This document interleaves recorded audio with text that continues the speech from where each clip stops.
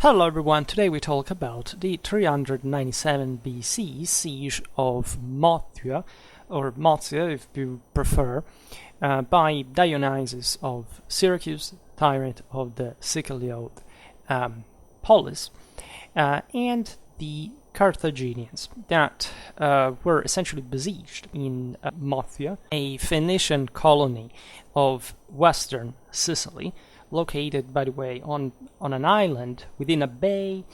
As we will see now, the geography here, there is a map that once you have visualized, you should work just fine for the rest of the video. Connected to land through a gateway, by the way, that was severed at the time of the Syracusan siege. Naturally, there is a lot of amphibious operations. There is a diversion effort from the side of the Carthaginians that had come to relieve the city, trying to break the blockade. And today we will, as we have done for some other battle in the series, mostly for ancient history, because there are fewer sources, and so it's all easier to simply explain in a single video. We will be reading Diodorus Siculus, one of the most important sources for Hellenistic warfare. He lived in the 1st century BC, so basically in Roman Sicily. He was from the very hinterland, and he knew a freaking lot, as we've seen in other, as we have used him as a source for many other battles about this, about ancient warfare in general, but more specifically about the Hellenic world and the Sicilian fatherland. So in part, right, we will perhaps make some further consideration at the end of the video to essentially explain better certain aspects, especially considering that the siege of Motya, so from the Siciliot side, one of the earliest usage of very innovative tactics and techniques. Especially, we have the early artillery use. We have something similar to what Alexander the Great would do later in the century, with essentially the building of an isthmus really to reach the city. In this case, it already existed, but it had been cut. We do not know precisely, right, what where things happened, but Diodorus is pretty. This is with classical sources. We, as moderns, we pose ourselves some problems that, of course, if you read the actual narration, you don't even know you don't even need to bother yourself with, and it's a pretty, not particularly lengthy description, but of course there are lots of details that you do not want to lose for the understanding of the battle, the siege, the general operations, and I will simply be reading and commenting on Diodorus' account, and then we will draw our conclusion. It's a very interesting and important siege. It's also, the broader context, as you know, is the one of Syracusan power expansion at the end, by the way of a Carthaginian onslaught against the Siciliotes, the Hellenic colonies of southern Italy and Sicily were, as you know, particularly different politically, socially, and as a consequence also militarily from the Hellenic motherland. Syracuse was actually to be the strongest Hellenic power at the time. It had a lot of men, a completely different political and territorial control, right, and so different resources. And as we will see here, the numbers are enormous, right? Syracusan forces were overwhelming in a way, but there is also a lot of skill, a lot of management, a lot of engineering, a lot of logistics, and a very spot-on strategic and tactical vision, talent. I've never made Hellenic, manualistic Hellenic history on Schwerpunkt, when some branches of the cycle will exhaust themselves, I may introduce some in that kind, because Dionysus is one of the most famous figures, of course, in classical history, and of course his military curriculum would not end here. But let's simply read for this episode. That is a standalone sort of battle episode series. I treat it as a battle because actually it was a siege. There were multiple engagements, but fundamentally, right, it can't be taken as a standalone episode as such. I will briefly read something from the general political background of Dionysus' government, which makes you understand also his relation with his people and the Sicyloid allies, and of course the relation with Carthage as well. And so let's simply go. This is starting from Diodorus 1445-1, right? After Dionysus had taken in marriage both maidens at the same time, this is from the previous chapter, but let's say we're not going to go back infinitely. It says, both maidens at the same time, he gave a series of public dinners for the soldiers and the larger part of the citizens. I don't think I have to explain what a tyrant in a Hellenic polis context really is, right? It's a more autocratic form of government that, of course, acquired even a very negative bias over time in Western civilization, but it meant something almost institutional in nature. And here, of course, it was a more oppressive regime, but it allowed also some greater control. So here Diodorus explains fundamentally what the deal was. Here Dionysus is essentially treating the Syracusans better in order to gain their support in the still quite advantageous endeavor that the siege of Motya would represent for the same Syracuse. Sort of public dinners for the soldiers, a large part of the citizens, for he now renounced the oppressive aspect of his tyranny. See, the oppressive aspect of his tyranny. So the tyranny was not all that bad. And naturally, this is Diodorus writing centuries later, and changing to a course of equitable dealing, he ruled over his subjects in more humane fashion, no more putting them to death or banishing them, as had been his practice. These were normal occurrences, by the way, also in non-tyrannic government. There are some, you will forgive me, but as a medievalist I must say that those were beautiful connections between this sort of Hellenic and Hellenistic polis institutional development and, say, the medieval communes of the 13th to 14th century. I mean, some things are literally identical, right? And this doesn't stop just to the Greeks, by the way, but just a brief note. Then after his marriages, he let a few days pass, and then called an assembly of the Syracusans and urged them to make war against the Carthaginians, declaring that they were most hostile to all Greeks generally, and that they had designs at every opportunity on the Greeks of Sicily in particular. It's a well-known rivalry, right, between the Greeks and the Phoenicians in the Mediterranean, but especially the Sicyloids and the Carthaginians in the central Western Mediterranean. Sicily was, of course, one of the most traumatically wealthy, fertile, and developed areas. Right, it was blossoming, especially at this point, under the Greeks, etc. So that was something, as you know, that many other contendants will get interested in. Pyrrhus, the Romans, and we know how the things went in general. For the present, he pointed out, the Carthaginians were inactive because of the plague which had broken out among them and had destroyed the larger part of the inhabitants of Libya. But when they had recovered their strength, they would not refrain from attacking the Sicilian Greeks, against whom they had been plotting from the earliest time. It was therefore preferable, he continued, to wage a decisive war upon them while they were weak than to wait and compete when they were strong. At the same time, he pointed out how terrible a thing it was to allow the Greek cities to be enslaved by barbarians, and that these cities would the more zealously join in the war, the more eagerly they desired to obtain their freedom.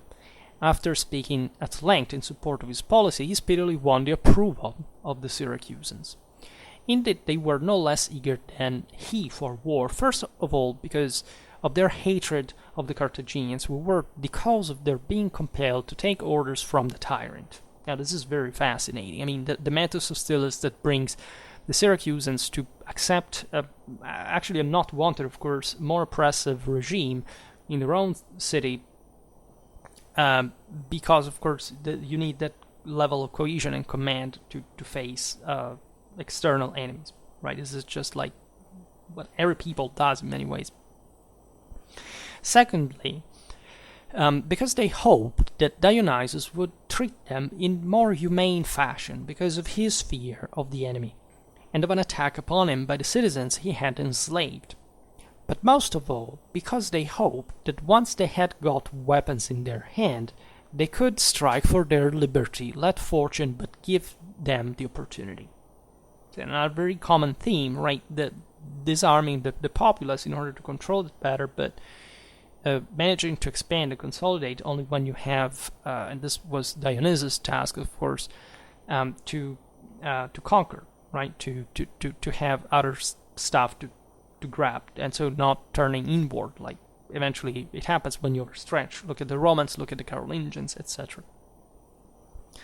After the meeting of the assembly, the Syracusans, with the permission of Dionysus, seized as plunder the property of the Phoenicians, for no small number of Carthaginians had their homes in Syracuse, right? They traded there with the Greeks, and rich possessions, and many also of their merchants had vessels in their harbor loaded with goods, all of which the Syracusans plundered. Similarly, the rest of the Sicilian Greeks drove out the Phoenicians who dwelt among them and plundered their possessions. For although this sounds like 13th, 14th century Mediterranean, let me tell you again. For although they halted the tyranny of Dionysus, they were still glad to join in the war against the Carthaginians because of the cruelty of that people. For the very same reasons, too, the inhabitants of the Greek cities under the rule of the Carthaginians, as soon as Dionysus publicly enacted war, made open display of their hatred of the Phoenicians, for not only did they seize their property as plunder, but they had also laid hands on their persons and subjected them to every kind of physical torture and outrage, remembering what they had themselves suffered during the time of their captivity. So far did they go in the vengeance they wreaked on the Phoenicians both at this time and subsequently, that the Carthaginians were taught the lesson no more to transgress the law in their treatment of conquered peoples, for they did not fail to realize, learning as they did by their deeds, that in war fortune is impartial to both combatants, and in defeat both sides must suffer the same sort of thing that they themselves have done to those who were unfortunate. Now, when Dionysus had made ready all his preparations for the war, he determined to send messengers to Carthage with the announcement, "The Syracusans declare war upon the Carthaginians unless they restore freedom to the Greek cities that they have enslaved." Right? Dionysus then was engaged in the affairs we have discussed. Here, Dionysus talks about other stuff. Here, the Persians. So we can't skip this. We are at 1447-1. Here talks about the Romans, but then it goes, when Dionysus, the tyrant of the Syracusans, had compelled all his preparations for the war according to his personal design, he sent a herald to Carthage, having given him a letter to the Senate of Carthage, which contained the statement that the Syracusans had resolved to make war upon the Carthaginians unless they withdrew from the Greek cities. The herald, accordingly, pursuant to his orders, sailed to Libya, and delivered the letter to the Senate. When it had been read in the council, and subsequently before the people, it came about that the Carthaginians were not a little distressed at the thought of war, for the plague had killed great numbers of them, and they were also totally unprepared. Nevertheless, they waited for the Syracusans to take the initiative, and dispatched members of the Senate with large sums of money to recruit mercenaries in Europe. And here we think that these were the Spaniards, right? That the Carthaginians had already been drawing from there in prior times under Hannibal, not that Hannibal. I made a video about Iberian warfare, more or less of this time. In fact, it fits perfectly. Yes, from the 4th to the 2nd century BC. So we know largely what we're talking about. If what we're talking about, if you're an expert or an amateur, even just the Punic Wars in general. But this is what we can comment on what Diodorus says. Naturally, there would be mercenaries from a bit everywhere in different proportions. Dionysus with the Syracusans, the mercenaries, and his allies, and this is a very interesting composition of a Syracusan army, a Sicyliot one, marched forth from Syracuse and made his way towards Eryx. Now, it's not that, of course, the other Hellenic city-states, especially in the in Hellas proper, wouldn't have mercenaries or allies, but the Syracusans were, as we can point out later, of course, that this is valid for any Hellenic city, not just in this region, but more in general in the outer world compared to the motherland.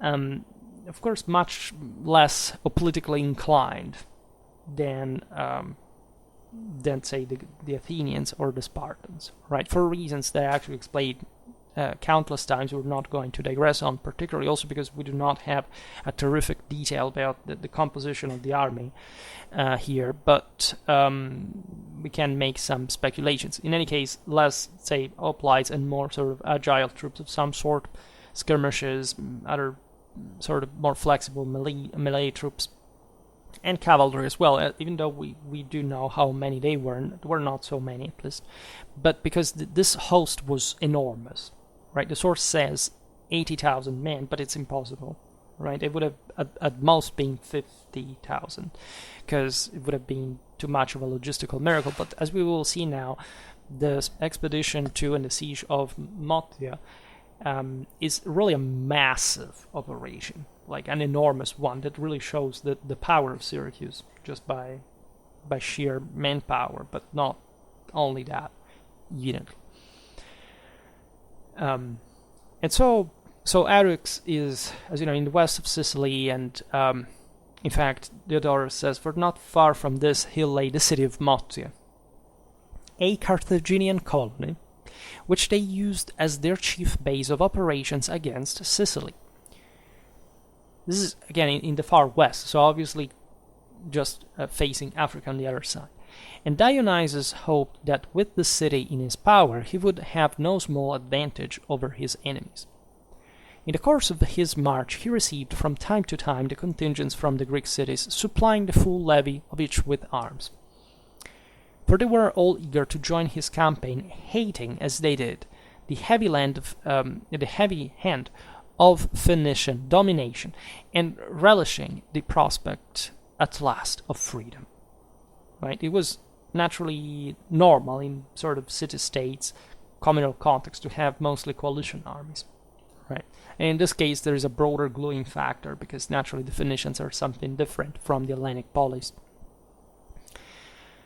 He received the first levy from Camarina, then those of Gela and Acragas, and after these he sent for the Himeraeans.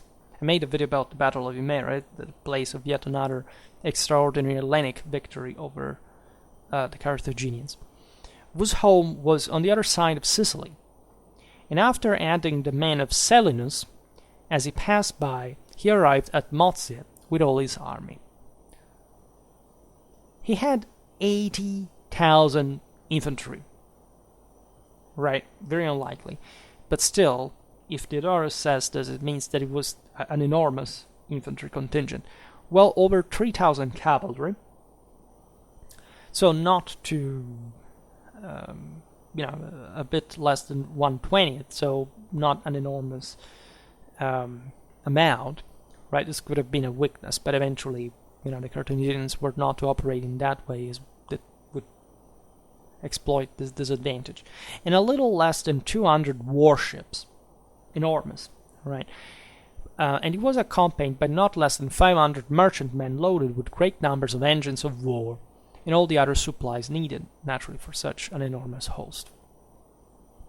Since the armament was on the great scale we have described, the people of Eryx were awed by the magnitude of the force and, hating the Carthaginians as they did, came over to Dionysus. The inhabitants of Motya, however, expecting aid from the Carthaginians, were not dismayed at Dionysus' armament, but made ready to withstand a siege, for they were not unaware that the Syracusans would make Motya the first city to sack because it was most loyal to the Carthaginians. This city was situated on an island lying 6 states off Sicily, and was embellished artistically to the last degree with numerous fine houses thanks to the prosperity of the inhabitants. It also had a narrow artificial causeway extending to the shore of Sicily, which the Motyans breached at this time, in order that the enemy should have no approach against them. Dionysus, after reconnoitering the area together with his engineers, began to construct moles leading to Motya, hauled the warships up on land at the entrance of the harbor, and moored the merchantmen along the beach. After this he left Leptinus, that was his brother, his admiral in command of the works, while he himself set out with the infantry of his army against the cities that were allies of the Carthaginians. Now the Sicani, this was a Sicilian population, fearing the great size of the army, all went over to the Syracusans, and of the rest of the cities only 5 remained loyal to the Carthaginians, these being Alicuae, Solus, Aegesta, Panormus, and Entella. Right? So, of course, the Syracusan deterrent is enough just to make most of Sicily join against the Carthaginians, to share the conquest, to gain some part of momentum of power. Hence Dionysus plundered the territory of Solus and Panormus, and that also of Alicuae, and cut down the trees on it, but he led the siege to Aegesta and Entella with strong forces and launched continuous attacks upon them, seeking to get control of them by force. Such was the state of affairs of Dionysus. That was not just besieging Motya, that was sort of self-besieged, because, as we've seen, there was so many Syracusan or Siciliote overall ships that they had cut their own causeway, and there wasn't much that they could oppose just to this formidable host that could use multiple troops, right, in excess to besiege these other towns around. Now, this is particularly important because it would still reinforce, of course, the Syracusan position in the area when Motya would have fallen. Himilcon. So now, of course, the Carthaginians have an opportunity of regaining the initiative.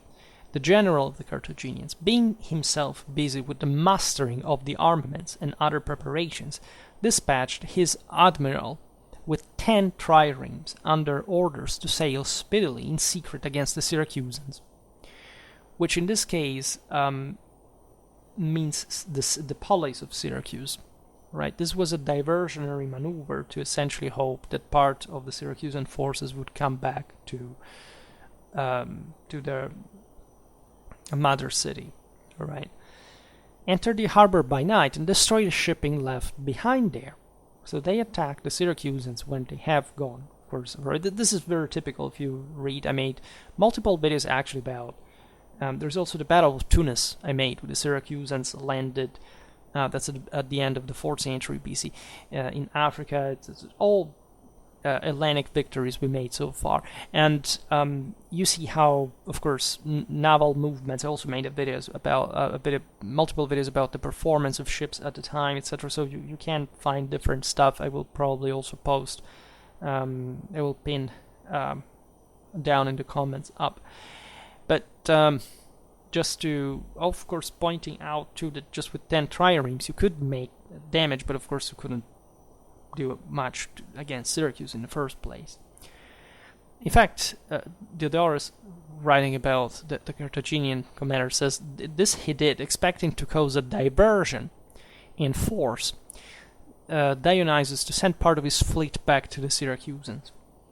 The admiral who had been dispatched carried out his orders with promptness and entered the arbor of the Syracusans by night, while everyone was ignorant of what had taken place. Attacking unawares, he rammed the vessels lying at the anchor along the shore, sank practically all of them, and then returned to Carthage. Right. Dionysus, after ravaging all the territory held by the Carthaginians and forcing the enemy to take refuge behind walls, led all his army against Motya, for he hoped that when the city had been reduced by siege, all the others would forthwith surrender themselves to him. Right, so he comes back with the larger force to this, that as we will see, the city will turn out like a tough nut to crack, even after actually the Carthaginian relief force was dispersed. Accordingly, he at once put many times more men on the task of filling up the strait between the city and the coast that had already begun, and as the mole was extended, advanced his engines of war by little towards the walls. Right. Now, we have seen in the videos about early artillery how it is actually this sort of Western world that actually witnesses the first appearance, the first development of artillery. Right. Later, the most famous Hellenistic kingdoms would be, or Polis still would be famous for it. Syracuse, of course, was quite important. It would keep up with that tradition. But the important thing, as we've seen in those videos, is that the first artillery was used in wars among the Italics, with, of course, through the capacity of Hellenic engineers and technicians. But still, in this context, it was quickly becoming sort of more animated in many ways, right? I made a series last year about the Roman conquest of Italy, looking especially at this 4th century BC, and so what was going on.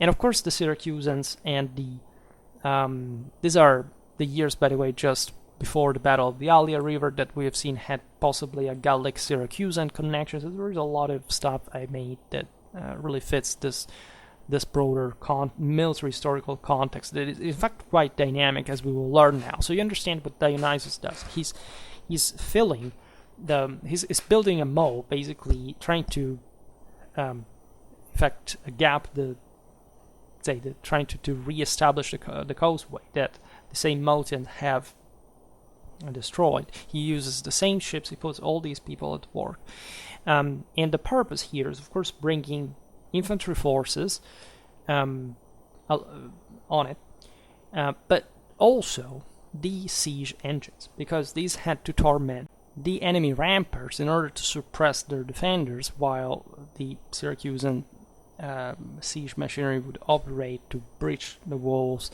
as we will see now. This was, again, one of the earliest times in history. Naturally, we do know of, this would be a long digression, whether there were other sort of throwing engines before this time, in Assyrian warfare, etc. I will make a video about, actually made a video about that already, but there is the broader question of, do we know some of this? Because at least in the Bible they're described for earlier times, but these are later sources, so they're also relatively inspecific. This is always the problem with siege machinery, that we often have no idea what actually was like technically, and the sources do not distinguish, but there would be some evidence of some sort of idea of this kind. But of course the Greeks developed this to the degree of torsion catapult perfection that eventually was adopted also by later, especially dominant during ancient warfare, but also substantial part of the Middle Ages.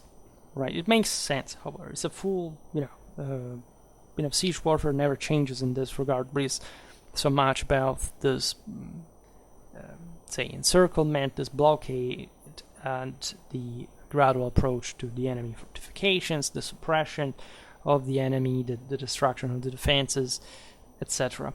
Right, and we will see it now, by the way. So going on, meanwhile, Himilcon, the admiral of the Carthaginians, hearing that Dionysus had hauled his warships up on land, manned at once his 100 best triremes, for he assumed that if he had appeared unexpectedly, he should easily seize the vessels which were hauled up on land in the harbour, since he would be master of the sea. Once he succeeded in this, he believed he would not only relieve the siege of Motya, but also transfer the war to the city of the Syracusans. Right, that's how balanced the odds actually were. This is interesting also because, of course, the expedition here was heavily supplied by sea, as we've seen along the coast. That's what essentially war fleets were about in the ancient medieval times, but also for consistent time later. So the idea is that if he could make enough damage, right, through this elite ships on the enemy ones, he could re-equilibrate the odds. First of all, possibility. I mean, how do you calculate the odds? If not, what can happen? So sailing forth, therefore, with 100 ships, he arrived during the night at the territory of Selinus, skirted the promontory of Lilybaeum, and arrived at daybreak at Motya. Since his appearance took the enemy by surprise, he disabled some of the vessels anchored along the shore by ramming and others by burning, for Dionysus was unable to come to their defense. After this he sailed into the harbour and drew up his ships, as if to attack the vessels which the enemy had drawn up on land.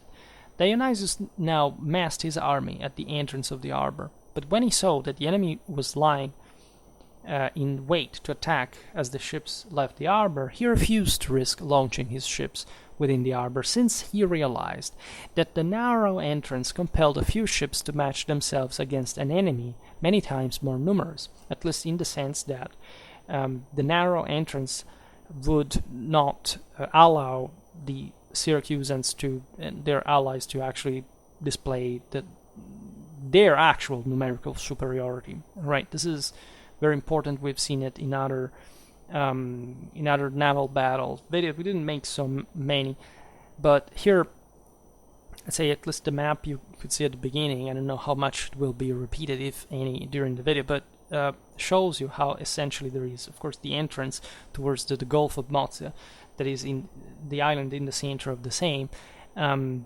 the entrance of it, in fact, is can be blockaded by some guys that cannot quite, let's say, at that point may be qualitatively superior just to defeat the same amount of guys that arrive in front of them, right? And so nullifying a bit those numbers and avoiding, and especially outflanking encirclement. We've seen it really many times, and it makes a lot of sense. So this was, of course, a good move from the Carthaginians, but Dionysus realized that this would be playing their game, and so he decides, no, we will not do this. But the question is, then all the Syracusan ships would be bottled in the Gulf. So let's see what he does now. Consequently, using the multitude of his soldiers, he hauled his vessels over the land with no difficulty and launched them safely in the sea outside the harbor.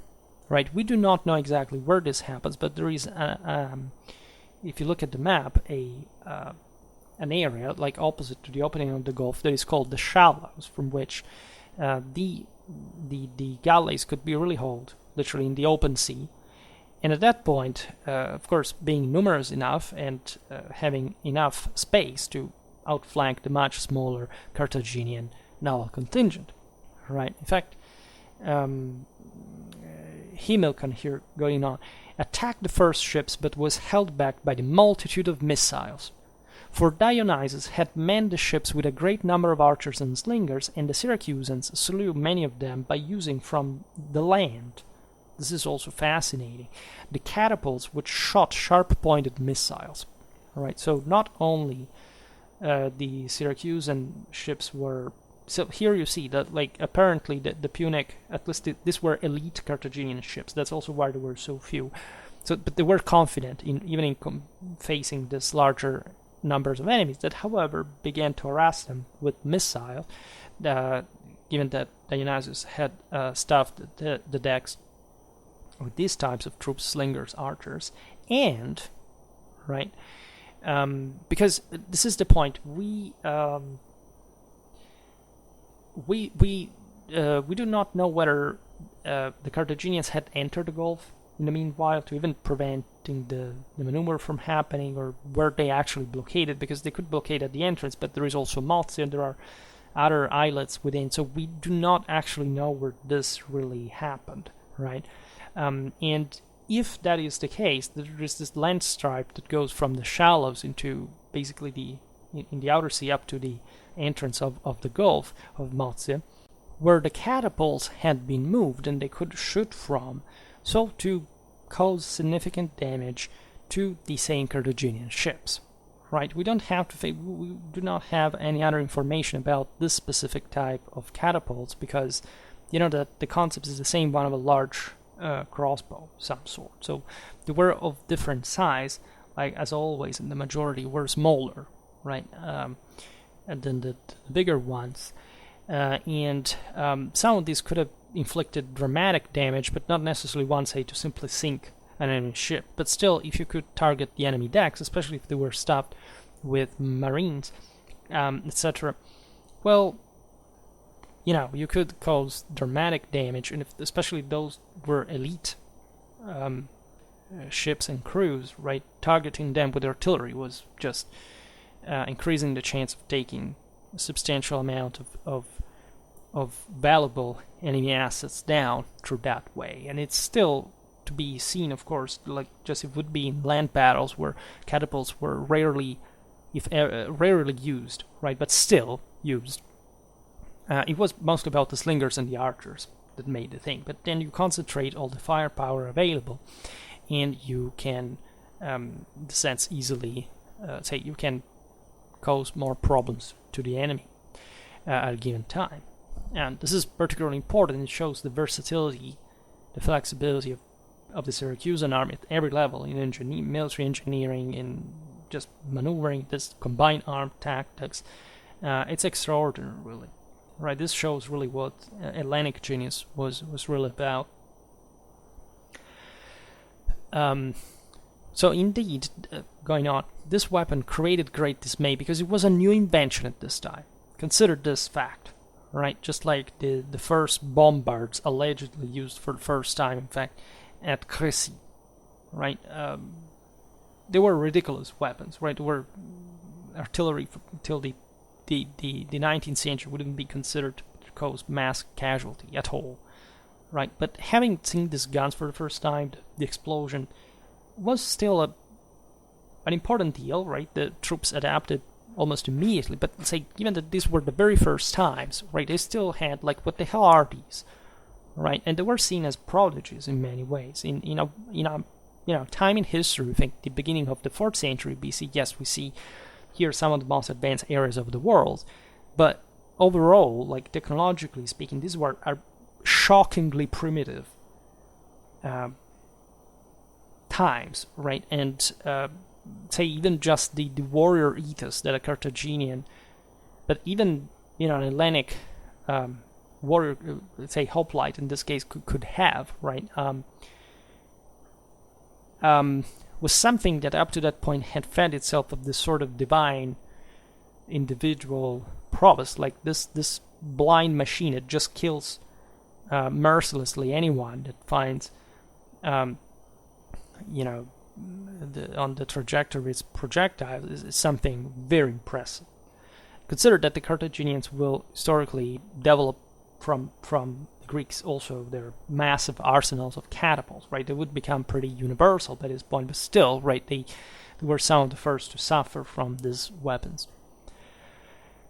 Going on, as a result, Himilcon was unable to achieve his design and sailed away to Libya, believing that a sea battle would serve no end, since the enemy ships were double in number.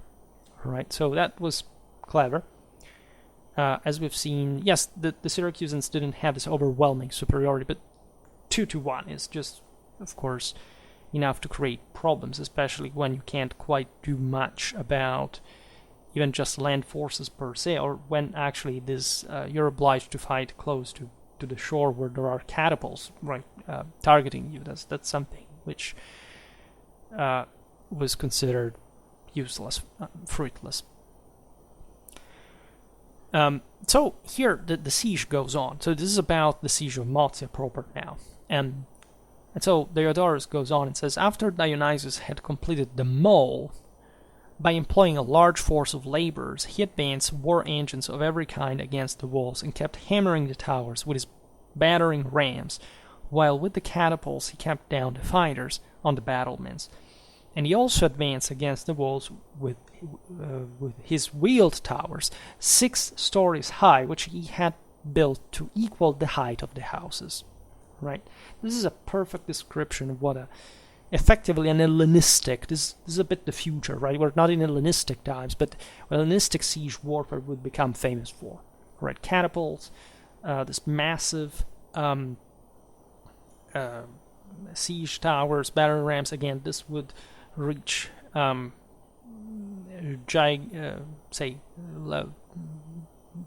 gigantistic scales, famously under Demetrius Poliorcetes, hence Poliorcetes, etc., because he liked to storm towns with this enormous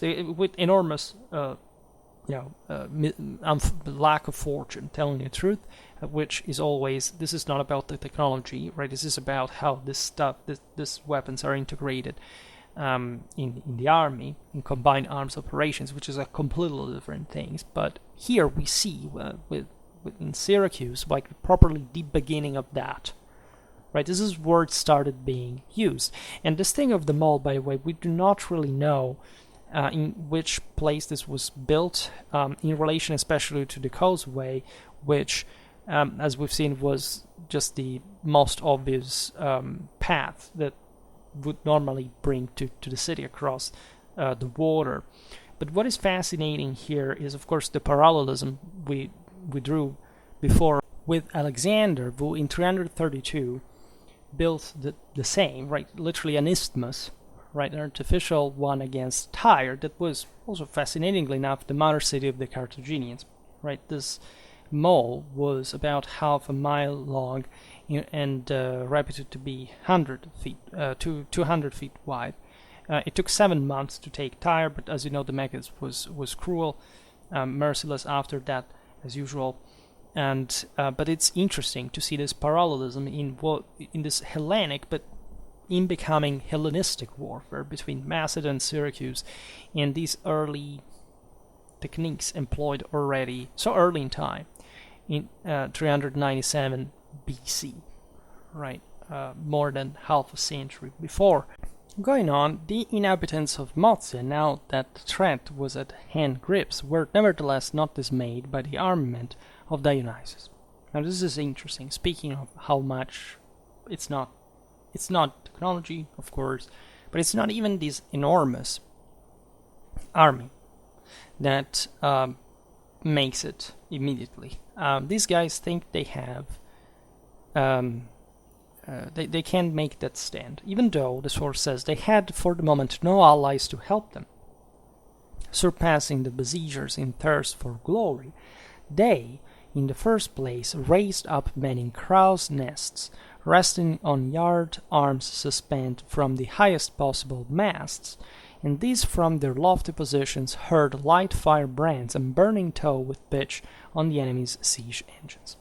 That's how they countered them. This is fascinating. We have seen that they reached the highest levels. As we've seen, the Syracusan siege towers were as high as the tallest of the Motyan buildings. These guys built something even above that to target, to bomb them.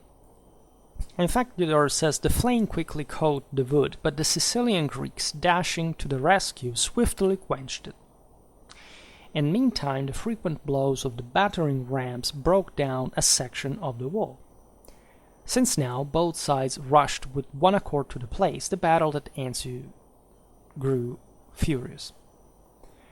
For the Sicilian Greeks, believing that the city was already in their hands, spared no effort in retaliating upon the Phoenicians for former injuries they had suffered at their hands, while the people of the city, envisioning the terrible fate of a life of captivity, and seeing no possibility of flight either by land or by sea, faced death stoutly. In finding themselves shorn of the defense of the walls, they barricaded the narrow lanes and made the last houses provide a lavishly constructed wall. From this came even greater difficulties for the troops of Dionysus.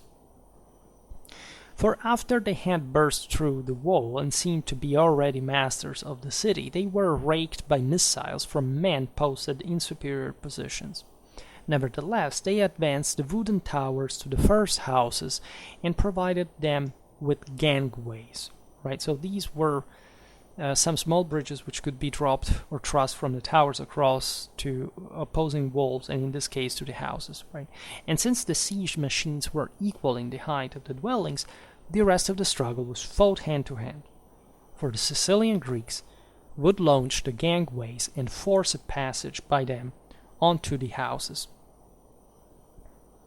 The Motyans, as they took account of the magnitude of the peril, and with their wives and children before their eyes, fought the more fiercely out of fear for their fate. Right? They were some whose parents stood by entreating them not to let them to be surrendered to the lawless will of victors, who were thus brought to a pitch where they set no value on life. Others, as they heard the laments of their wives and helpless children, sought to die like men, rather than to see their children led into captivity. Right. It's brutal, but this is really what happens. Flight, of course, from the city was impossible, since it was entirely surrounded by the sea, which was controlled by the enemy. Most appalling for the Phoenicians, and the greatest cause of their despair, was the thought how cruelly they had used their Greek captives, and the prospect of their suffering the same treatment. Right?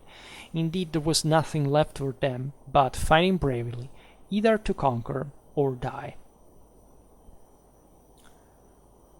And here, Diodorus stresses the fact that the Siceliotes could lose. He says, when such an obstinate mood filled the souls of the besieged, remember von Clausewitz regarding moral forces, the Sicilian Greeks found themselves in a very difficult position. For, fighting as they were from the suspended wooden bridges, they suffered grievously, both because of the narrow quarters and because of the desperate resistance of their opponents who had abandoned hope of life. As a result, some perished in hand-to-hand encounter as they gave and received wounds, and others, pressed back by the Motyans and tumbling from the wooden bridges, fell to their death onto the ground. This is obvious, right? As we will see now, things start becoming difficult. And so Dionysus invents a bit this ruse, right? In the end, well, this is valid for, we've seen also medieval siege warfare, like with this at this time and with this type of technology that was largely unburied in the millennia. Of course, a fortified emplacement, when properly defended, and even being apparently a modest structure today, but at the time you didn't have really many other way to storm, but in this way, right? So moral forces again. So what does Dionysus think smartly? Why? Because Diodorus says, in the end, while the kind of siege we have described had lasted some days, Dionysus made it his practice always towards evening to sound the trumpet for the recall of the fighters and break off the siege. Right? Every day. When he had accustomed the Motyans to such a practice, and the guys were exhausted, right? So they were awaiting, like fighting every day just with despair, not knowing how to do, etc. But so relying also on this enemy practice, saying at least at that moment when they sound the trumpet, I can finally relax. In fact, the combatants on both sides retiring, he dispatched Archelaus of Turi with the elite troops. Wu, when night had fallen, placed ladders against the fallen houses, and mounting by them, seized an advantageous spot where he admitted Dionysus' troops. So they let the Mulcians believe that, oh, well, that's where when the Greeks go away. And instead, at night, they attack.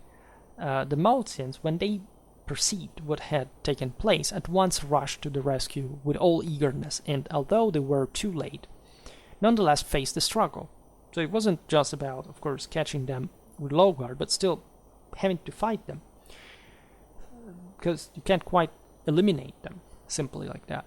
The battle grew fierce, and abundant reinforcements climbed the ladders until at last the Sicilian Greeks wore down the opponents by weight of numbers. This was important, right? We have seen how, of course, if you come from the siege towers, you have still to come with a certain amount of men at a time. And so even if you are advantaged by numbers in general, you're not tactically when you have to enter a city that is still defended by substantial numbers of enemies there. Here, instead, more Siciliotes had entered at a time, and so the engagement was sort of more balanced, and so, but still, the odds were balanced as a consequence. Straightway Dionysus' entire army burst into the city, coming also by the mole that had evidently succeeded in its function. And now every spot was a scene of mass slaughter, for the Sicilian Greeks eager to return cruelty for cruelty. Remember that this campaign had occurred after a Carthaginian one in Sicily, so this was, pretty tense, bitter, hateful situation.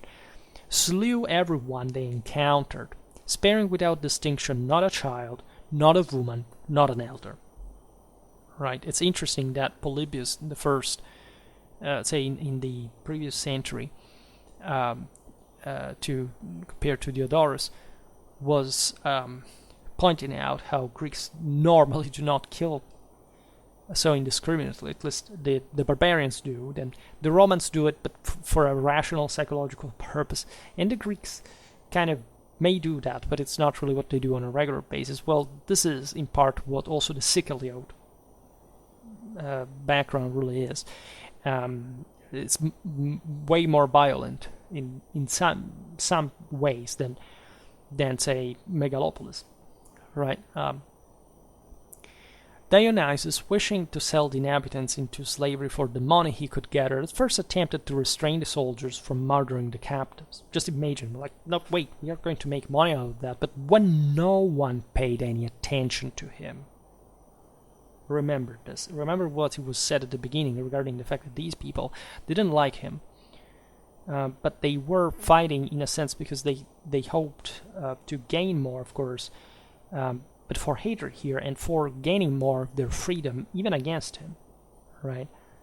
And here the words are very strong. It says, and Dionysus saw that the fury of the Sicilian Greeks was not to be controlled, right?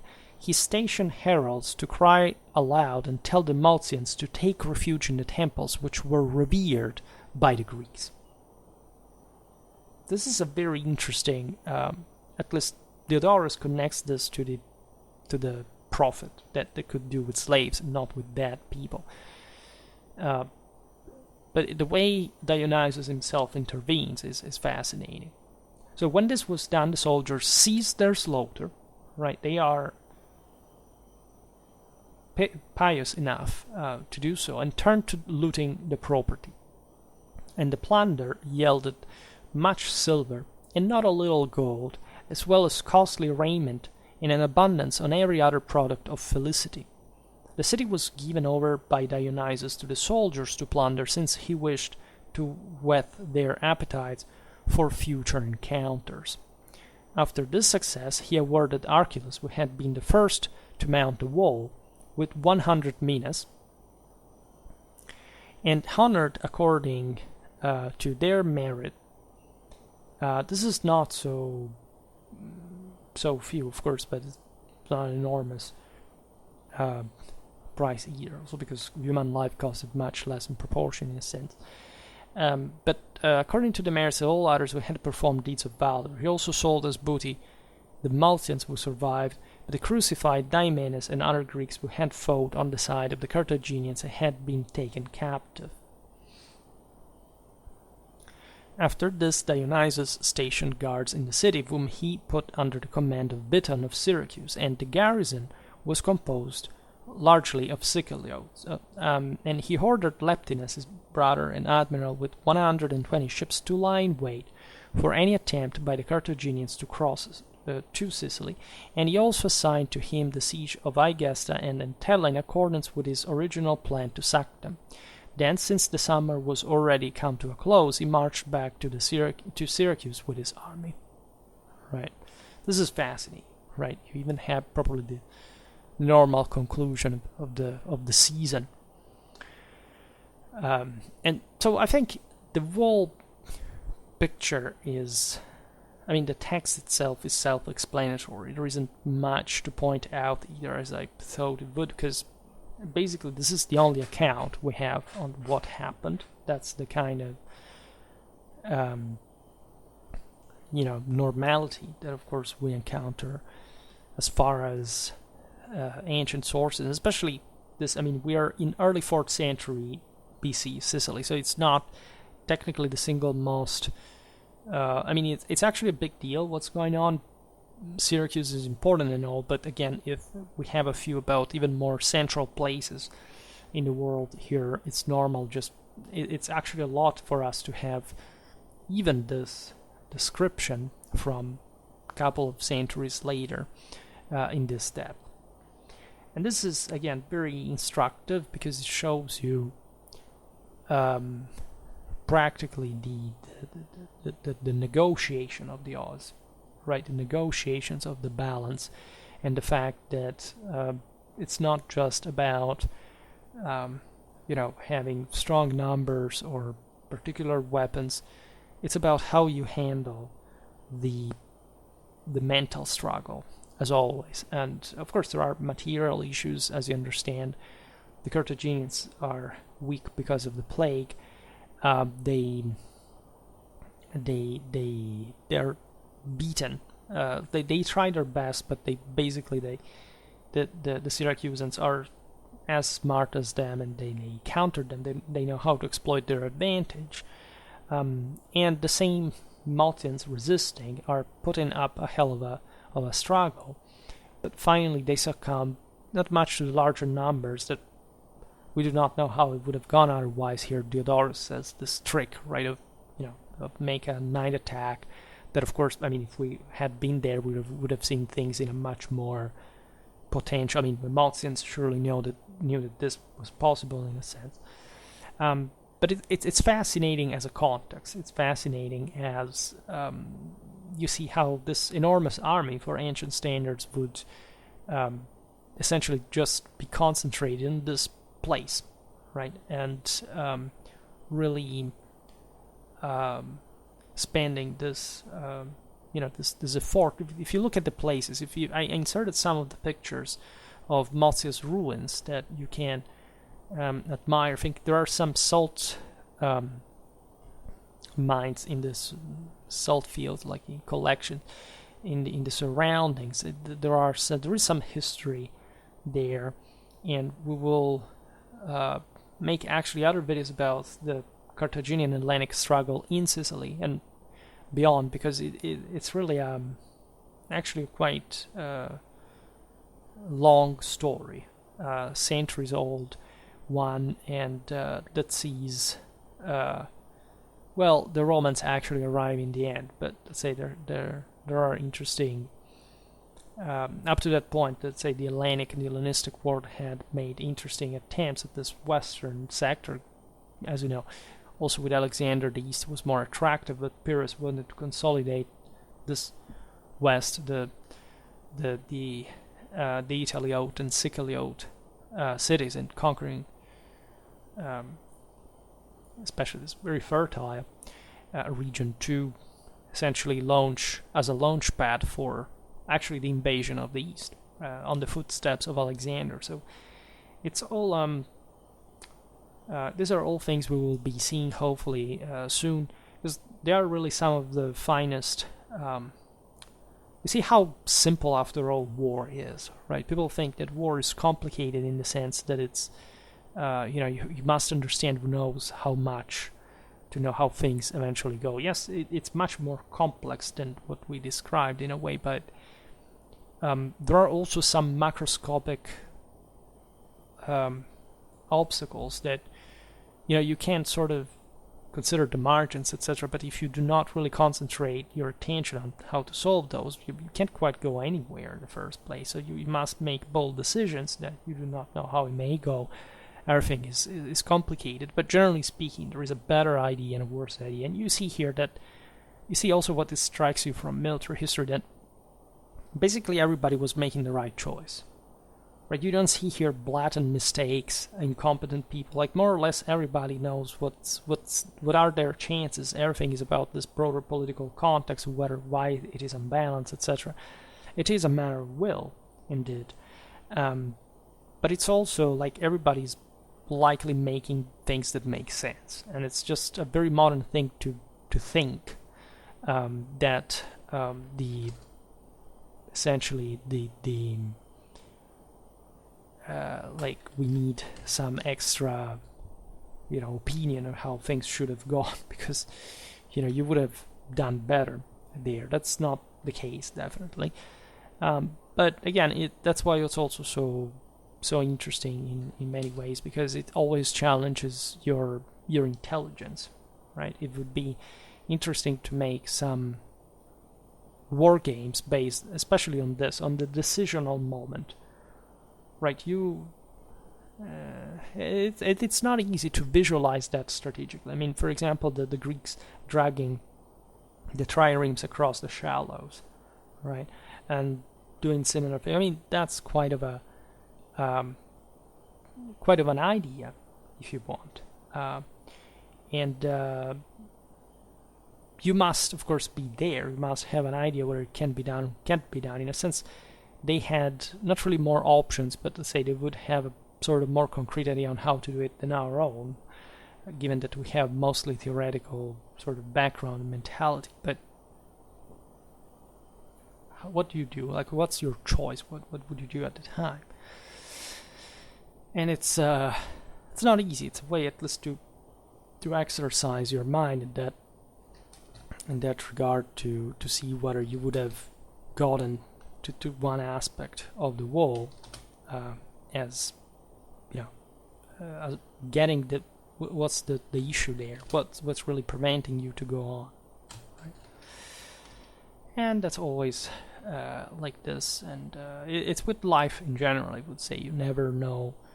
Eventually, you always have to be up to the next challenge, because that's at the end of the day what it gets down to, and it's not even so slowly or easily or favorably, right? And so it's a continuous learning, and you can't quite escape that sort of existential condition. There's really a lot. Again, rather than repeating myself on all the things for example, I already done about these topics, I prefer just to put things like fixing them in the top comment, the list of videos that may be interested in connected with this.